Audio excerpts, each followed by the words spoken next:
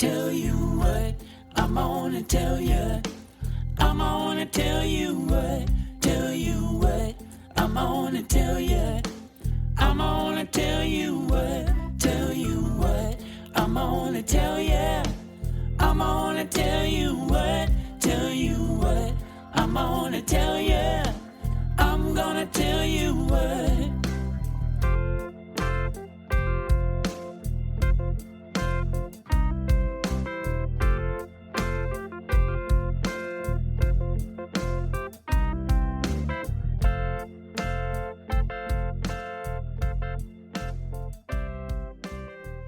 Hey, how's it going? Welcome to Tell You What, the podcast, where we talk with musicians about songwriting and the creative process. My guest for this, episode number 57, is Portland-based musician and songwriter Jeffrey Martin. We discuss his truly excellent 2023 album, Thank God We Left the Garden. I was able to see Jeffrey perform here in Chicago a few weeks back, and there was a surprise guest on stage as his partner Anna Tivell had flown out to visit Jeffrey mid-tour. Anna is, of course, one of my all-time favorite guests here on the podcast, and by the way, she just released a great new album called Living Thing. Anyway, the next day, Jeffrey was kind enough to take time out of his busy touring schedule to come here to Tell You What Studios and record this episode. I've been following Jeffrey and his music for a while now. He was first recommended by Anna Tivell years ago. Jeffrey's name kept resurfacing over time. In fact, when Willie T. Taylor was here, he insisted I have Jeffrey on. And my most recent guest, Abe Partridge, cites Jeffrey as an influence. Something had told me to wait on having Jeffrey as a guest, and I am glad I waited. Not only because we were able to sit down in person, but this most recent record of his, Thank God We Left the Garden, is in my opinion some of his best work. I love digging into it, and as you will hear, Jeffrey has a lot to say about it. The ideas he explores in these songs are important and compelling to him. That comes across in our conversation, but also, of course, in the songs themselves. Be sure to spend some time with this album. I have found it a rewarding experience. I really enjoyed spending this time talking with Jeffrey. He is a thoughtful, gentle soul. And I look forward to talking with him more in the future when we get together to record our spin-off podcast, where we're going to be breaking down the classic song, That's the Night the Lights Went Out in Georgia. But for now, enjoy this Tell You What discussion with Jeffrey Martin.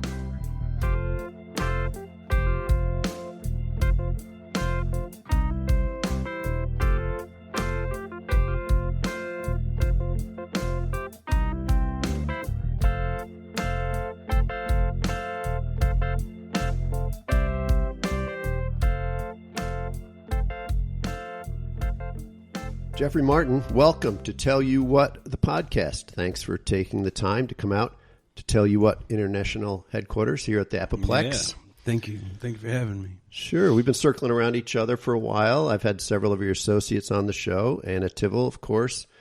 Willie T. Taylor was here recently. They all told me you were a must-have guest. That's kind of him. I'm glad we waited until now because we get to sit down in person, which I think makes it more interesting. Yeah, I like that too. Yeah. I don't mean to put any pressure on you. No, I don't feel any pressure. Okay, good. It's great. All right, maybe I will put some pressure on you. All right, let's talk about your early life, the music or other influences around your home or community that maybe are part of what you do now. Is there anything that you carry with you? Yeah. I didn't have an early musical life, really, at least not in the sense that I do now. I've always been somewhat of like an escapist. I think I've like crawled into my mind and lived in these worlds that I've made there. I have early memories as a kid doing that. And then I think because of that, like I've always been really drawn to writing. Okay. And so from an early age? Yeah, from an early age, I was like writing weird little short stories and things. And always really enjoyed the creative writing aspects of school. And hated everything else in school and didn't do very well in school. And then kind of found my way when I was in my late teens to guitar and like had played some cello before that. Like my mom kind of got me into a cello class when I was in fourth grade or so, and I did that for some years, and it was a great like bedrock for music. Yeah, it was a good introduction in that sense. But Yeah, but I was terrible at it. Like it just never felt like I would have to work so hard on the simplest pieces just to get through the thing. And then when I found guitar, it just felt like I could sit and listen to the radio or listen to a record or something and find the chords that worked, and it just kind of made sense in my mind. And how old were you when you got the guitar? High school, maybe. Okay. My mom got my dad this like chintzy guitar package from Costco for his 40th birthday or something, like deal with your midlife crisis here with a guitar. And I got a guitar when I was about 40. And he didn't do much with it, and so it just ended up like living in my bedroom. And I kind of realized that it's a lot easier to put words to a guitar than a cello. And so the motivation for picking up the guitar was as a creative outlet for your writing. Do you think that was an active thought in your mind at the time? It was. It wasn't like an intentional thought, but it was. When I was growing up, my dad was a pastor of a church, and he had a couple like small recording devices that he used to like do memos in, or like record a sermon thoughts into or something. And I remember stealing one from him when I was pretty young, and just learning like maybe I could do like 2 chords on the guitar, and writing songs and recording them on this little crappy recorder, and also covering songs and just but never like in a. I feel like sometimes musicians or artists are like their story is like, at 7 years old I knew I wanted to be a blah blah blah, and I didn't have any of that. Like that didn't come until much later, even well into my 20s. Did you know that there were people that played the guitar and wrote songs, and that was a career path, do you think? It didn't click that it was a career path. Yeah. Like I was a kind of a builder for a while, built houses and things with a buddy of mine. And then in college, like, did all sorts of odd jobs, and then became a high school teacher for a little bit. And like through that time, it never occurred to me, like while I was getting more and more serious about music and really digging into the writing aspect, it just never occurred to me that it's something that I could do. And so it wasn't a hobby. It was a very deep passion and all that time, but it took me some time to this might actually be a thing I could do. Yeah. And, do you think that if you hadn't found the guitar, your writing would have found another way out? I like to think so. Yeah. I hope so. When I was in college, I had big dreams of writing a book. Okay. Much bigger dreams than doing anything with music. And, that's still a dream. That seems really daunting to me now, but who knows? In your bio, I read that you were obsessed at one point with the song "That's the Night the Lights Went Out in Georgia." Oh, yeah. Is this real? Yeah, it's real. Yeah. I was too. It's a fascinating song. I'm a little older than you, so I had the Vicki Lawrence version. Oh, yeah. I believe you probably were a Reba McEntire. Yeah. I have questions about this song. Yeah. If you really listen to it, I listened to it 100 times when I was a kid and didn't really understand it. Yeah. The sister did the murders, but she's blaming the judge and the lawyer for. I know, it's a complicated song. And if the brother went to do the murders anyway, is he really innocent? Yeah. He's going to do it. I know. Would you be willing to sit with me for a second episode of this podcast where we dig into that song? Yeah, absolutely. Okay, yeah, sorry, yeah, we'll put this aside for now, but. This has always bugged me. This song. I'm glad I found. It's interesting you say that, because when I found that song, I was really young, and I didn't think about it that way at all. Like I just was so captivated by this little movie that it made in my mind, and I just was. And another song hadn't done that really in that way, and I could like follow this narrative, and I could see all the characters and. Yeah. I had the same experience, but my narrative was different than what the actual words were. It took till I was older to be like, wait, she killed? Yeah, right. All right, episode 2, we're going to dig in. Might be a series. So you already mentioned this. You were writing songs, and you started performing a little bit through your college years. I had a roommate in college who was a songwriter and a great guitar player. He still is. And he was playing a lot of covers. Mm-hmm. There was like a little cafe down the road from college, and he would go down and play little shows and open mics and things. And one day he heard me playing guitar and singing, and I thought that no one could hear me, and he basically forced me to come sing some John Mayer and Jason Mraz covers with him. Okay. And I really think if I don't know, I don't know if it would have taken me a lot longer at least to get out in front of people in that way without him. And so you had been writing songs and playing guitar for no one? For no one, just for myself. Your parents? No. No one had heard a song I'd written. And this had been going on for years. Yeah. Yeah. So eventually that experience of singing with him led to you getting the guts up to go out and play your own songs. Yeah. And it was, I kind of outgrew, like I didn't want to be singing John Mayer cover songs pretty quickly. And so I started like chasing, I went to school in Tacoma, Washington, and I would drive up to Seattle and find an open mic where no one who knew me would be there, and I would like a 50-mile radius outside. Right. Yeah. and that's where I really started like kind of playing my own stuff, and yeah. Interesting. So if I have this right, eventually you got a teaching degree. Yeah. And ended up teaching high school English. Yeah. Right? Yeah. What was it that you found rewarding about the teaching? Because I have read that you've had difficulty walking away from it. Yeah, huge. I still have difficulty. I miss it a lot.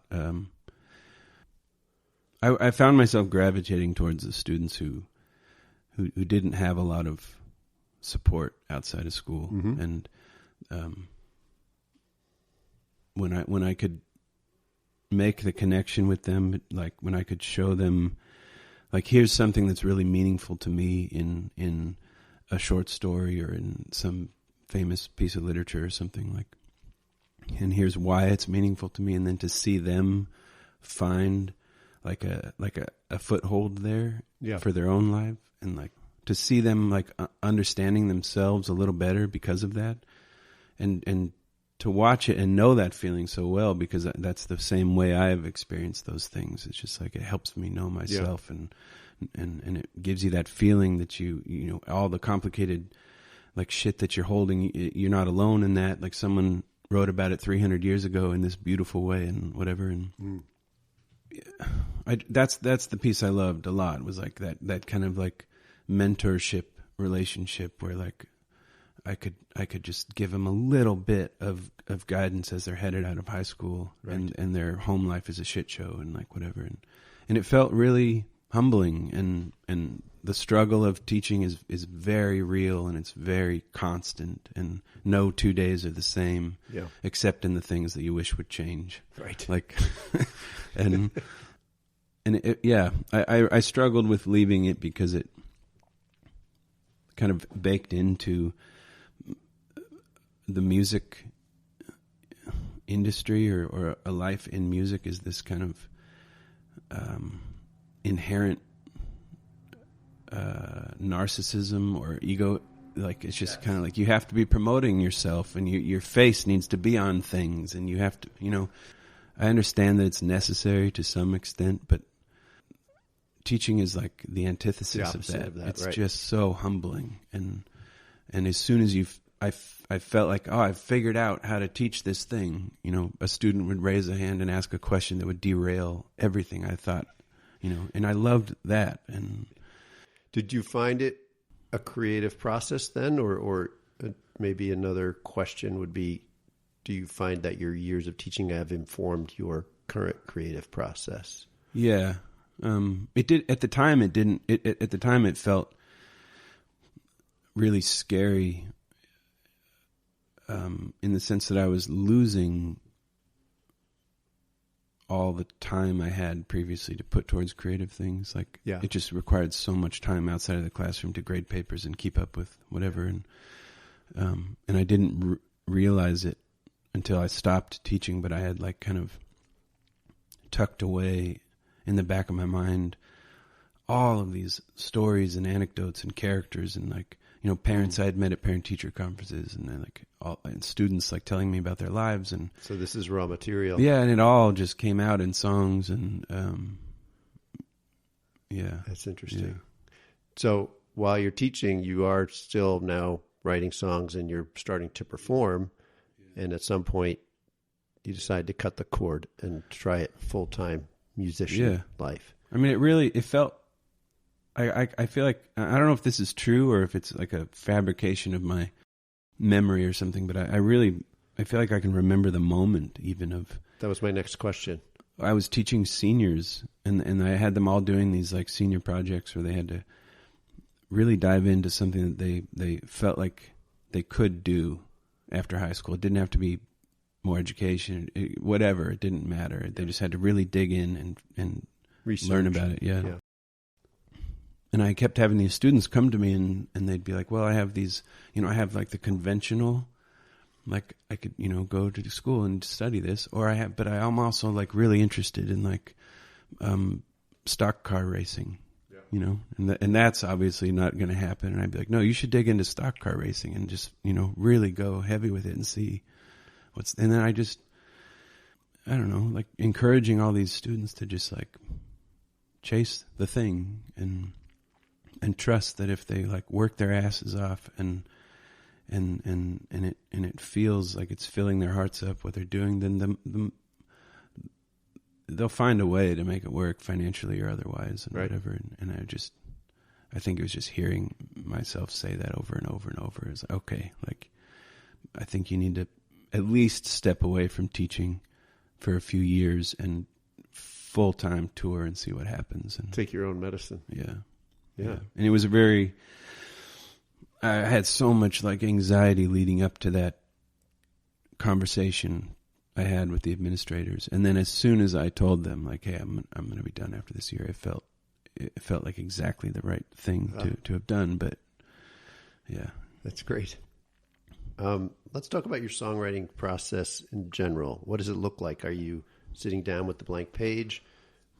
You got the guitar? Are you trying to get in through your room every day for a period of time? Yeah. You built a shed in your backyard where I think a lot of this happens. So talk about your process. It's almost always at night, late at night. I don't sit down with a blank page or a open computer. Like I sit down with a guitar and find a melody, I think. Okay. I think there's a really mysterious relationship between melody and lyric content. And it really feels to me like there are some words and some ideas that want to be expressed in certain melodies and some that want to be expressed in other melodies. And I don't know if that's true or not. It's just that's how it feels to me. And so that makes it true, I think. I have thousands, like literally thousands of voice memos on my phone and on my computer that are scratch recordings of melody, me singing gibberish. Okay. Like pure gibberish, not a single real word. But then I'll get stuck on a melody and I'll sing it over and over and over again, and I'll start, and then like a word or a phrase will pop out of my mind that feels good in that melody, and oftentimes that becomes like it takes on a sort of mass, and it starts to build around it. And sometimes it's like in the middle of a song, and so I'm working forwards and backwards to fill it out or something. And sometimes it's just a line of a chorus, and I have to figure out what story to attach to that thing. But that's usually how. I write, and I don't. I find this a fascinating answer, unexpected coming from you. When we listen to your songs, and obviously the lyrics are so important, the messages in them, one would have thought the lyrical idea was coming first. Yeah. I just found, like maybe when I was first writing songs, I was definitely writing first. I was writing, and I was trying to like keep rhyme structure in mind and all this stuff, and it felt it felt like at the end of the song, I would have a song that worked. Like it was a song, but it had lost the heart of what brought me there in the first place, because I got so focused on the structure and the, trying to whatever. And, it's interesting. Yeah, it is. I wish actually that like Anna Tivol, she has a very different writing process. A lot of her songs come from poetry that she writes.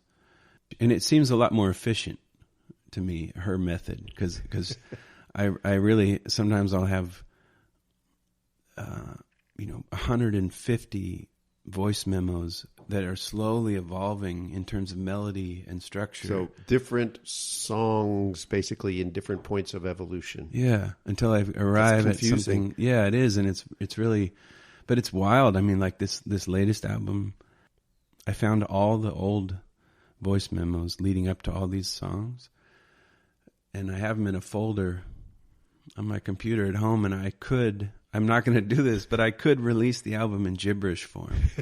And all the melodies are noticeable. Like you can hear the songs, and I think that's so fascinating, because I don't even have a memory of it. Like sometimes I find a voice memo, it's like, holy shit, that's a year and a half old, and that song now is this song. Right. Yeah. Well, in 20 years, we'll come back and I'll produce your 100-disc box set, and we'll put the gibberish versions We'll put the in there? gibberish versions in there. Yeah, your sounds fans good. will demand the gibberish versions, I think, once they know they're out there. Yeah. So when songs are taking shape, you may have a bunch that you're working on at the same time, or do you try and focus one to the end? No, I have a bunch, and that's also a problem for efficiency. But, it's usually like a collection of half or 3/4 finished songs that I'm all trying, and I kind of like that though, because I get, like, sometimes if I get into the hole, like just like stuck in a tunnel of one song, like the joy leaves. Yeah. And I don't like that feeling. So it's nice to, like, okay, let's go take a walk and shift gears to this other song that I totally forgot about. Right. So you mentioned taking a walk. Are there things that you can do to jar ideas loose other than sitting there with your guitar? Yeah, I like working with my hands a lot. I find myself like building things at home or working on little projects, something that feels very far from music, but maybe isn't that far, but it's just a very different focused energy. And then I think that's where I do all my best thinking, is when I'm not fully focused on the thinking. It's just this. Yes. Yeah. Working on your new van that we were talking about earlier. Yeah. A new ancient van. Yeah. We'll call it. It's new. It's going to be new when you're done with it. I want to talk about your most recent record. I want to talk about the title of the album, Thank God We Left the Garden. Yeah. Titling the record like that, it is not one of the song titles, right? Yeah. It is not directly a lyric, but it wonderfully sets up this collection of songs. It lets us know there's a framework here. So well done with just 6 words. I'm glad that you think so. Can you talk about the concept of the record? Yeah. Given that you titled it, Thank God We Left the Garden. I've been on this kick recently, the last few years, where I've been just really into the idea of paradox in all of its forms and the ways that it pops up. And I really, I love the mystery of paradox, in that, like, we know what it is. We all can put a finger on it, but it is irrational. It is like logic breaks down there. All of our categories break down there, but it's still a space that we can identify. Like, we have a name for it, and it feels like something. And it felt to me like when I was younger, I grew up going to church and whatever. But these ideas that, like, in terms of like a convicted religious sense, they never stuck to me. My experience of life and all the deep mystery inherent in life, I never felt like it was adequately expressed in religion, at least in my experience of church. And I felt like I had all these songs that I need to at least touch on some of these ideas that they existed in me in various forms over the years, but now they're like, that Iris DeMent song, Let the Mystery Be? Do you know that song? It's a great song, where just the refrain at the end of every every verse and chorus is just kind of like, I'm going to let the mystery be. Like that's her conclusion is like, and I don't think in our culture in America, I don't think we do a very good job of just allowing mystery to exist. Like we want to conquer it. We want to innovate through it. We want to whatever. And obviously, thank God we left the garden is paradoxical in the sense that like the biblical sense of the garden is paradise, and you're thanking God for, you know, the mess of something that's not paradise. And I do feel grateful for the mess of things. Yeah. And there's like a scaffolding or something that it adds to my life, that if I really try and imagine like a true paradise, at least in the way that it was presented to me in church, I feel like my humanity slumps away a little bit. Yeah. It's like, it's really boring. It feels really one-dimensional. It feels, and so, yeah, I don't know if that makes sense. It does. I want to dig into some of these songs specifically so we can dig in a little further to what you're saying. There is a song called The Garden. Yeah. You state directly here, I want to find out for certain if I am here on purpose. Yeah. You talk about eating fruit of the tree like Adam and Eve. Yeah. You seem to be struggling a bit. You're kind of getting at it already with some of the basic Western Christian dogma. For example, that we are born sinners and must be fixed, right? Yeah. That's a big one that I'm not okay with. Can you talk about this song, The Garden? Yeah. It's just, to me, it's a song full of questions. You can ask a question in search of an answer, but you can also ask a question as a statement of, or like an acknowledgement of like, I don't know, and that's okay. Right. Like, and so the song is just me wrestling with questions and saying, you know, at the end of that song, it's like, I don't remember the line now exactly, but basically like maybe all this questioning and all this whatever is like stumbling through the mess of all this is actually like the greatest thing.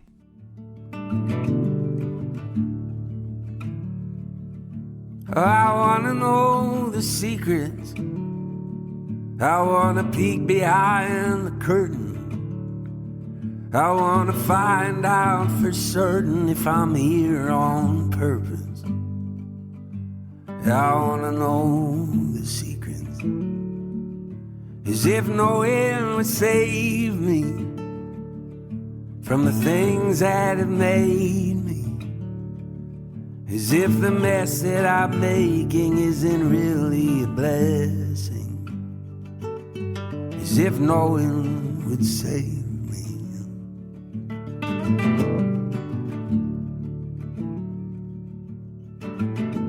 If one were to take a cursory glance at these songs and these struggles and, you know, the tension about religion, you might think there were negative vibes, but I sense optimism on this record. Oh, that's really good to hear. I feel kind of like optimism in the great mystery, like you were saying, right? Yeah. That's been an interesting thing to have these songs on the road to tour on this album, because I feel like I encounter people that fall into one or the other camp where they experience the album as very optimistic, and they're okay with the idea of mystery. And then I've had some interactions with people who will like shake my hand after a show and say, look, it seems like you're really searching for something, and I want you to know that it's there if you want to find it, you know, like that kind of thing. I've had people hand me, like, I have a lot of flyers and little Billy Graham religious pamphlets that I've gotten from people at shows after these songs, and that's fascinating to me. But I'm glad that you hear it as optimistic. I feel like to me, it's a joy to play these songs because I like what I wrote before this album. I'm most of it, at least, and I still play a lot of old songs, but I also feel like I got a little lazy in terms of like hanging out in these melancholic worlds of broken characters and whatever that felt easy to approach from a folk Americana standpoint in writing. And this album feels a lot more honest to me in terms of the earnest feelings that I actually have about. It's more personal. Yeah. Do you feel like this is a progression and this is where you're going now? I hope so. I hope so. I had a kind of a big aha moment when I was first starting to make this new album. It seems like obvious now, but the thought I had was like, oh, I should enjoy the music that I'm making. Not listening to it. I think that, like, I don't think I'll ever like listening to my own music, but I should really enjoy it, the making of it and the playing of it. It's weird because, like, I feel like sometimes in chasing a song and trying to get a song written, I can end up with a song that I don't actually enjoy, and that if someone else had written and recorded that song like I did, I wouldn't listen to it in the world. That's still something that I'm kicking around, because it's really wild to me that you can attach so much effort and passion to something that you ultimately wouldn't seek out in the world yourself if it wasn't made by you. So I just tried to really listen to that voice in my head when I was writing and recording these songs. And I think the magic of it for me was that it leaned toward more questions than answers. Yeah. And it was like, it kind of created this space that I didn't even know I needed, or that songs needed. And the wild thing is that the response from people at shows now is a lot more positive. Like, people can access these songs from so many different points, and they're all valid. And some of my older songs, they feel a little too confined or like on the nose with the story they were trying to tell or something. A lot of your former songs were story songs about characters, right? Yeah. All right, let's talk about another song, maybe a more challenging song, Red Station Wagon. Yeah. It's a very powerful song. The first part has the narrator reflecting on and confessing to homophobic behavior and language he used as a youth. Talk about this one for us. Yeah. That song surprised me. It kind of, I didn't know it needed to be written. Yeah. I think there are a couple things jarred it loose in me. Was do you remember that there was a documentary on Netflix a while ago about Woodstock '99? Yes, horrible, awful, and it was shocking to see that period of time that's not very long ago, and how differently we behaved. Yes, public behavior. Yeah, and the language that was just rampant in our culture, and like, it got me like reflecting on, like, what was I really like in 7th grade and 8th grade and 9th grade? And like, how was I really acting, and what language was I using flippantly? It's scary to think about. It is. It's really scary. And then to think, like, how did I transition from like that level of unawareness to the person I am now, without having like any moment of reckoning, or without like having without everyone's picking up the phone and calling somebody and saying like, hey, like, I'm just thinking about who I used to be, and like, I don't know if I ever used any language around you that was just deeply hurtful, but I'm really sorry if I did. Right. I never did that. And I think a lot of us never did that. And we all just kind of quietly transitioned into this moment of being aware. Yes. And whatever. I'm a good person now. Yeah. And I don't think that that's false. I think we are much more aware, but I think there are a lot of people who were on the hurtful end of that language that maybe needed that.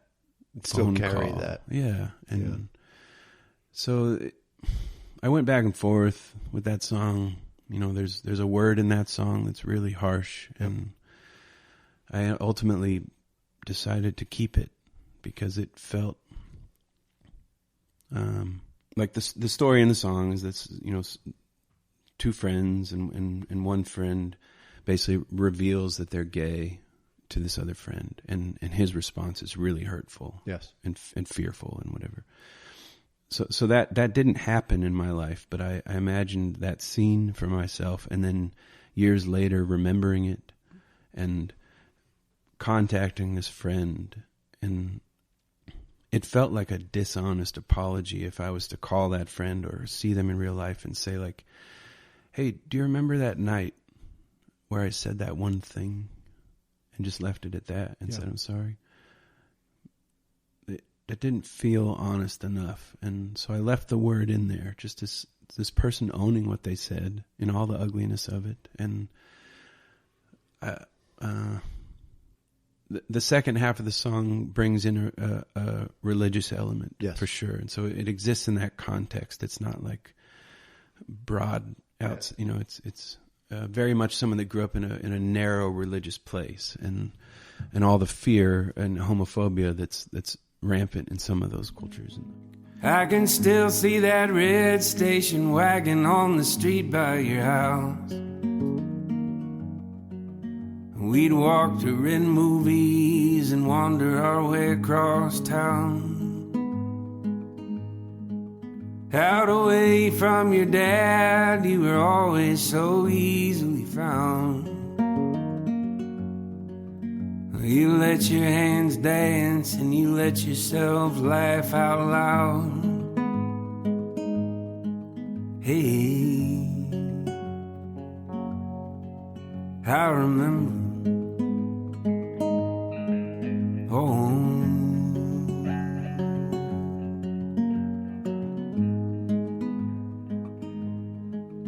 and that night on the roof of the school, when we were talking at stars,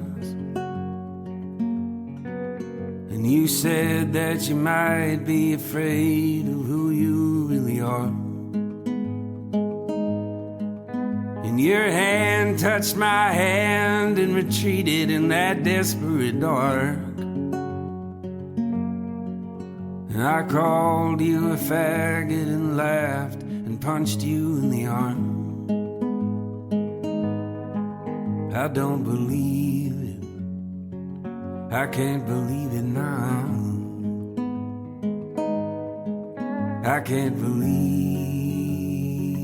how I let you down. From a songwriting perspective, I have two things I want to talk about with the song. First is the way you repeat in the second half of the song, I don't believe it now. Yeah. Emphasizing the now. It's such a great lyrically concise way of getting this point across that we can and should be open to change, right? To review our beliefs, as you were saying. So do you work when you're coming up with a song to get to that point? Are you honing your lyrics down to get what they call that economy of words to get the message across, do you think? Yeah, sometimes. With that song, I knew where I wanted to go. Yeah. Like I knew that I wanted to. There's also a chord change at the end, so all the kind of chorusy refrains until that point, they're like, I don't believe it. It goes to an A minor and ends there. And at the end, when it says I don't believe it now, instead of an A minor, it goes to a C major. And it ends on this like higher feeling. This is getting back to what you said earlier about the melodies and the words going together. Yeah, exactly. Right? Yeah. And that was a fun discovery to be able just to say I don't believe it now, just to put one word on the end. Because I did try and write another like bridgey kind of thing that was like, and it was like, no, I can just say now, and then they can figure it out. Yeah, it works so well. It really struck me when I thought about how you did that with just that one line. That's cool. Yeah. The second thing I want to bring up, you already kind of started to go there, is point of view. Yeah. You're writing this in the first person perspective, and you do this in your previous albums. You did this a fair amount. You do it a couple of times on this record, and you're kind of wandering a line of confessional first-person writing that is somehow still ambiguous. You present yourself as a narrator, and whether or not that is something from your personal history is unclear. So talk about the decision to write in the first person with a song like this or some of your other songs, and why that device works for you or is chosen by you. I had a writing teacher in college years ago who told me I had turned in this short story, and it was in the second person, and it was like my attempt at, like, I'd been reading a bunch of like Raymond Carver and like I really wanted to write like a short story that didn't resemble anything else someone would turn in and whatever. And she said, this should be in first person because you, like using you this many times in a story starts to feel accusatory. And even if you're not accusing the reader of anything bad or anything, every time you say you, subconsciously you receive it as someone saying you. And right. I think that when I'm trying to write a song about something that's pretty hard and heavy, it helps me make sense of, or it helps me like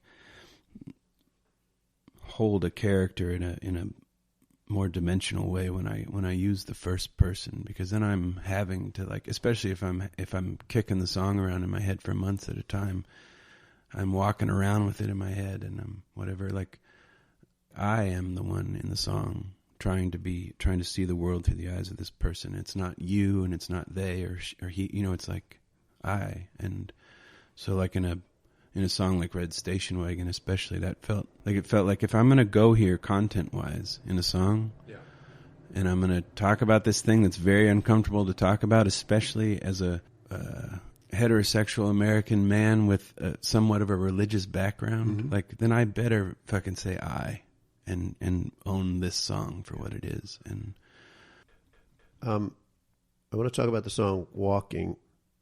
You mentioned your dad earlier was a pastor, right?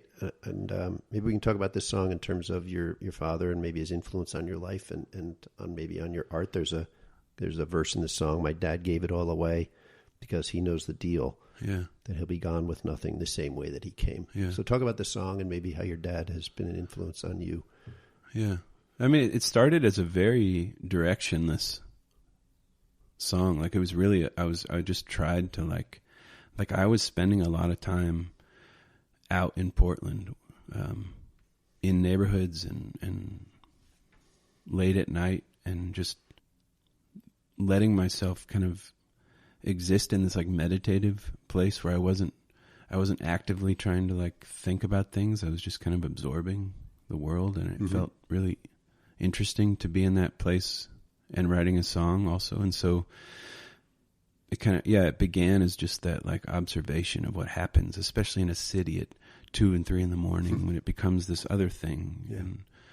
And then how in being in that other place, it allows for a different breed of thoughts to come up in my mind, and a different pace, I think. And then every time I play that song, I wonder how people receive that line, because it didn't occur to me until after I recorded the song that it could be taken negatively.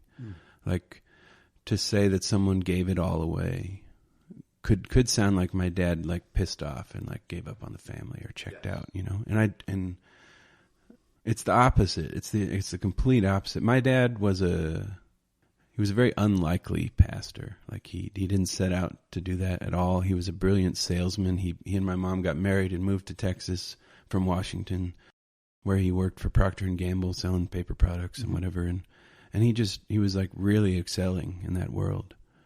And as he tells it, he was out on like a business lunch with his boss, who was basically telling him like, Bruce, you're killing it. If you stay on this track in a few years, you're going to be like a country club member, and you guys are going to be set and whatever.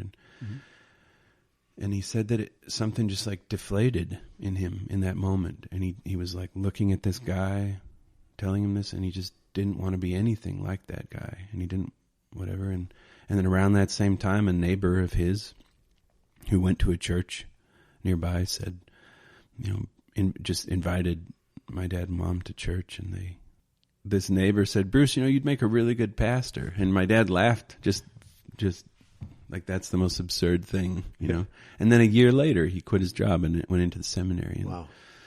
And like, I think it took him by surprise, and it certainly took my mom by surprise. She didn't sign up for that at all. And then through the course of him being in seminary in Texas, he realized that he didn't want to be a part of that culture either.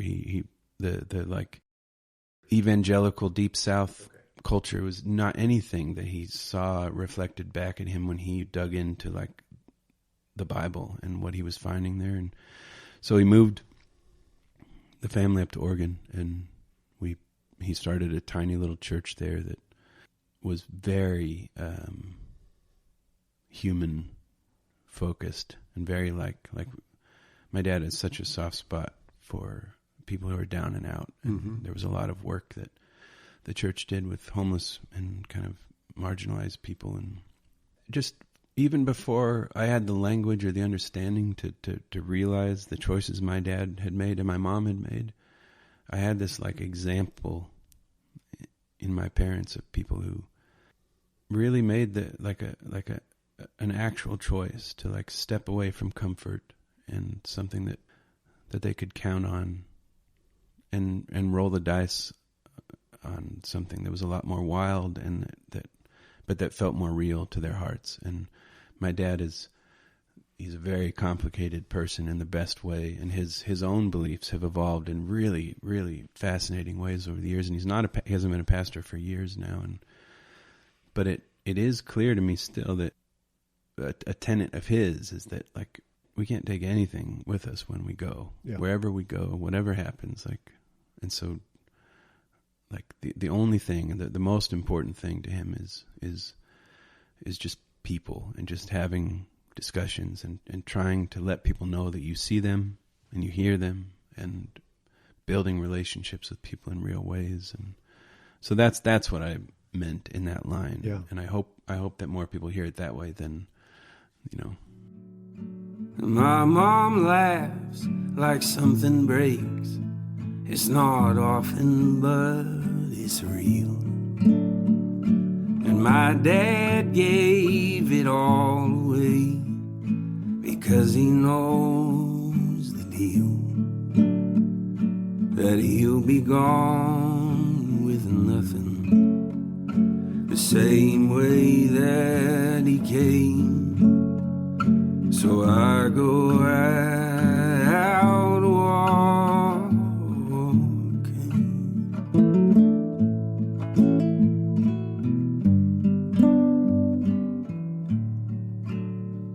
Yeah, we'll be gone with nothing, the same way that we came. So I go out walking. I have to say, this is one of the most cohesive collections of songs I've come across in a while. The songs really talk to one another. I mean, it is delightful to listen to an album that is put together as a complete work like this. That's great to hear. That's the goal, but I never. Yeah, that's great to hear. I mean, there are themes that come together, but there are even snatches of lyric that kind of call back and forth between the songs. I had an early idea for the record that I let go of because it was too confining for the writing, but initially I wanted every single song on the record to at least say the word garden, and have it be like a loose concept album in that way. And it ended up being just a few songs, and then there's a couple songs that didn't make the record actually that do mention the garden also, that I'll put on something else. But yeah, I also noticed something with the sequencing. I want to think this was on purpose. The bookended songs, beginning and the end, leads off the first song. The narrator is a lost dog running down the street with blood in his mouth.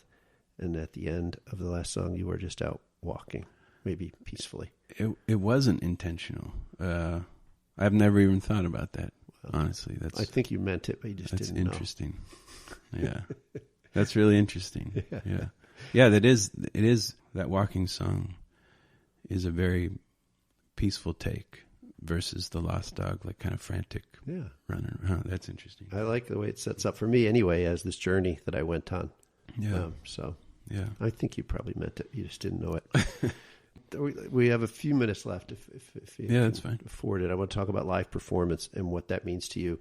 There's a great short documentary out there featuring you and another one of my favorite guests, Willie T. Taylor. Yeah. It basically documents you guys driving around in the truck and going to a show, and you're talking about getting out there, playing shows. And I love the moment where Willie talks about who's playing first, but he didn't want to perform after you. And he says something like, well, I know I can put on a good show. I'm not worried about that. He's not going to upstage me. But after seeing Jeffrey perform, I need some time to process what I have seen and heard. So do you like to leave people thinking when you're performing? Yes, I do. But that's a complicated thing because sometimes it feels a little selfish of me, or in a weird, like sometimes people maybe come out to a show not knowing my music very well, and I get a little insecure. Last night, actually, I felt this a little bit at the show. Like, I get a little like, oh, I wish I had a set worth of songs that could make people feel good. Because I don't know if I want to burden these people tonight with these big eternal mysteries on Mother's Day. Failure. Yeah, on Mother's Day, right, right. And then I think the amount of music out in the world these days is vast, and if you need to find some music that's easier to consume, which I do sometimes, absolutely. Like sometimes I can't handle a heavy song. Sometimes I can't think about having to sing one of my songs even. Like sometimes people ask for a song at a show that I have to like, okay, we're going to go there and do that one. But, yeah. But at the end of the day, I like raising those questions, and I really appreciate some of like the interactions I have with people after a show. Some people are very willing to like get vulnerable and tell me in a quick, way, like what they've been going through in the last few years. And it's so heartening. Like sometimes I'll leave a show just crying in the car because some twice divorced mechanic is losing his shop, and he's, doesn't know what he's going to do. And he's put all of his time and blood, sweat, and tears into this job. And now it's 35 years later and he's back to square one.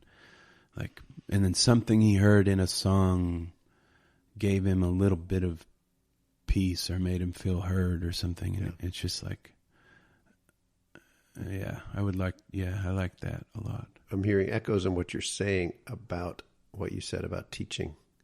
And offering pieces of literature to these young people that allows them to see something. And now you are offering that with your writing to these people.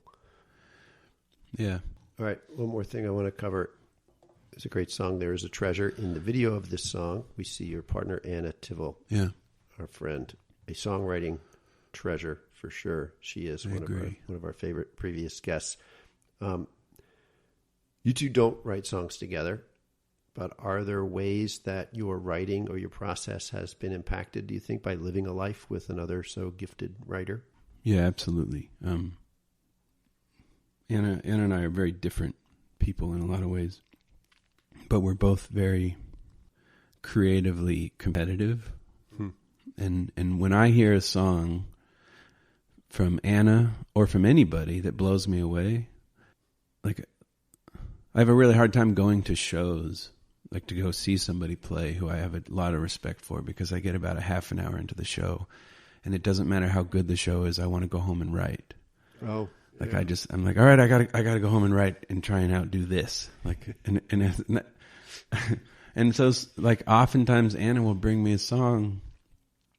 She's like, hey, I wrote a new song. Can I play it for you? And it just blows me away, like just unbelievable, like writing, and it makes me want to write. And I think she feels the same. And so in that sense, in a really healthy way, we're always like chasing each other and trying to outdo each other. And,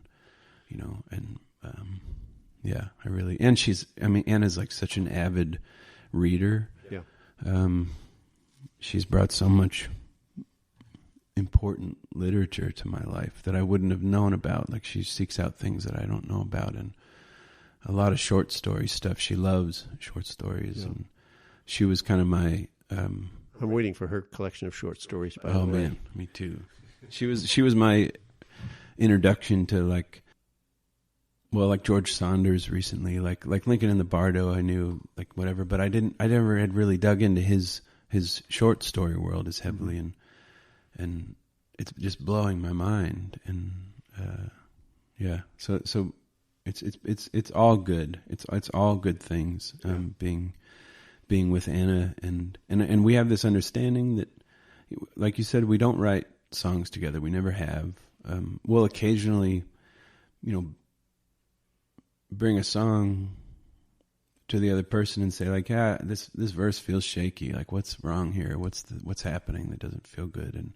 And that's great to have because I know that I can trust her to be brutal, right? And she can trust me to be brutal, and it's great. But so we have this like closeness and this shared language understanding of what it is to have a life in this right now, and to be on tour, and the weird difficulties of that, and like all this. That's a really great thing to share with somebody. And then also, like, when we're home together, we have this common understanding that we're both very private people, and we find a lot of joy in our individualism. And so I have this shack that I built in the backyard, and then 15 feet from that, Anna has a little 12-foot old tin travel trailer. Oh, so you each have a space. Yeah, and she writes in there, and that's great because where we live is this garage that we've converted into a little studio apartment essentially, and there's just not enough space in there to like crawl into our own writing spaces. Well, I got to tell you, it was a treat to see her show up at the show I went to last night. She sang a couple songs with you. There's a treasure that we all know, but we can't have it. It's a place beyond the measure of our mind.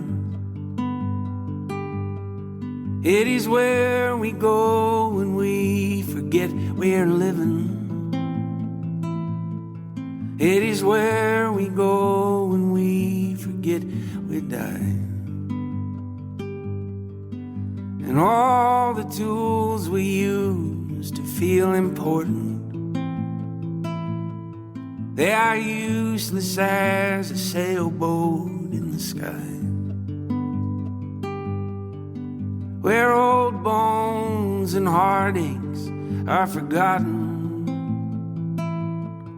It's a place we don't have words to describe.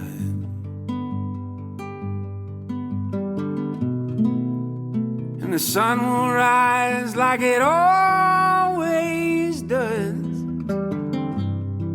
on the day that I die, and the world will spin, the sun will go on burning, never even knowing I was alive. You mentioned being on the road. We're finishing up here, so I want to give you a chance to tell people. This is going to come out probably in a couple of weeks, so you're going to be on the road more this summer. Yeah, it's going to be pretty light through June, July. I'm playing, actually in June, I'm just playing Mountain Stage in West Virginia. That's great. And then July, I'm playing this festival in Ohio called Nelsonville. Yeah, that's a good one. And then playing Calgary Folk Fest in Canada. And then August, I'll be over in Denmark and the UK for a kind of 2 festivals in 10 days over there at Stretch. I've just been touring so much on this new record since it came out in November that I've covered every corner of the U.S. and hit Europe and whatever, and I feel like coming out of summer, I need to like be home and be writing a little bit, working on this next record that I don't know exactly when that will come together, but that's the plan this fall. And then November, I've been neglecting Texas in a bad way. I feel you have really roots there. I do, and I feel really bad about it. But it's like it's a world unto its own. It's a lot like Alaska. Like it requires its own tour. Essentially, everything is so far apart from. And so else. I'm gonna do that in November. I'm gonna do like Kansas, Oklahoma. Spend a lot of time in Texas and do that. So great. Yeah. Well, in the meantime, people should be listening to this record. Thank God we left the garden. It rewards listening to it in its entirety, and it also, at least from my perspective, rewards multiple listens. I've gotten so much out of this record. Thank you so much for saying so. Jeffrey, thanks so much for taking the time. My pleasure. This is great. I'm gonna tell you what, I'm gonna tell you, I'm gonna tell you what.